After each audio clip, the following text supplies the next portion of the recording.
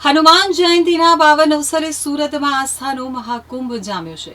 શહેર ભક્તિમય માહોલમાં રંગાયું છે, ત્યારે એક વિશેષ આકર્ષણ તરીકે અટલ આશ્રમમાં તૈયાર થયો છે વિશાળ મહાલાડુ।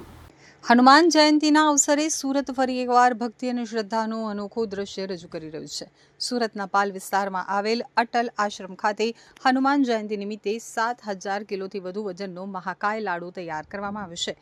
દેશના ઇતિહાસમાં પ્રથમવાર આટલો વિશાળ લાડુ બનાવવામાં આવ્યો હોવાનો દાવો કરવામાં આવી રહ્યો છે।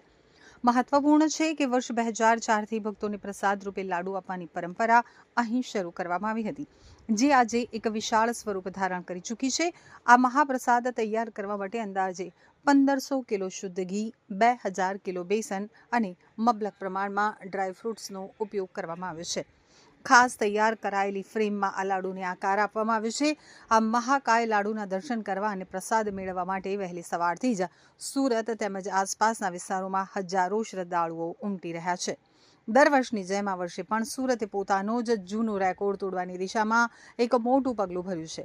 સોશિયલ મીડિયા ઉપર આ મહાલાડુના વિડીયો અને તસવીરો ઝડપથી વાયરલ થઈ રહ્યા છે, જે ભક્તોમાં વિશેષ આકર્ષણનું કેન્દ્ર બન્યા છે। गुरुजी अटल आश्रम सूरत पागेश्वर महादेव हनुमान जी मंदिर देश नो सौथी मोटो लाडू आज अटल धाम ની અંદર તૈયાર થઈ રહ્યો છે અને પ્રસાદનું વિતરણ પણ શરૂ થઈ રહ્યું છે। આવો આપણે પણ હનુમાનજી મહારાજના દર્શન કરીએ। 2000 ની અંદર 2004 માં લાડુ તૈયાર કરી અને આજે 2026 ની અંદર 7,000 કિલોના એક લાડુ મહાલાડુ ભારતનો પહેલો પ્રથમ લાડુ। આવો આપણે પણ આવ્યા હનુમાનજી મહારાજના દર્શન કરી અને લાડુના દર્શન કરી પ્રસાદ ગ્રહણ કરીએ।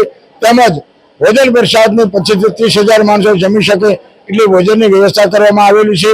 સાથે 3,000 કિલો બુંદી ગાંઠિયા એ અલગ જમણવાર છે। 15,000 લીટર છાશ છે। આવો મિત્રો, આવો પ્રસાદ લઈ અને પાવન થઈએ, હનુમાનજીના આશીર્વાદ।